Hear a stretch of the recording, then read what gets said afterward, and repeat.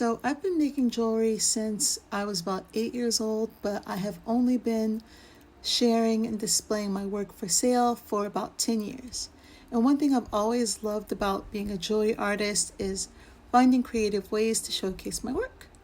So for years I've made my own jewelry displays, whether it's for markets, photo shoots, or my personal collection.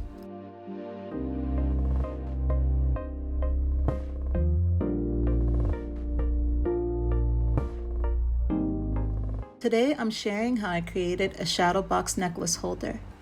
I think it's perfect for displaying and preserving some of my rarer and high quality necklaces.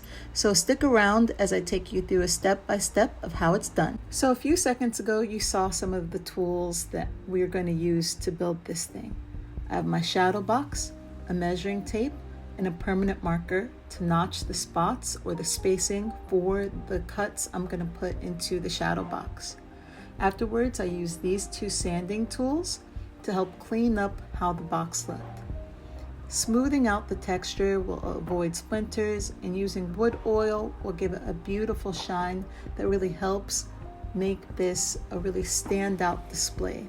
I think there's a major difference between how the wood looks when it's unfinished versus how it looks after you shined it a bit. So here it is after I've shined and sanded it, and here's how it looked before. Again, here's how it looks after.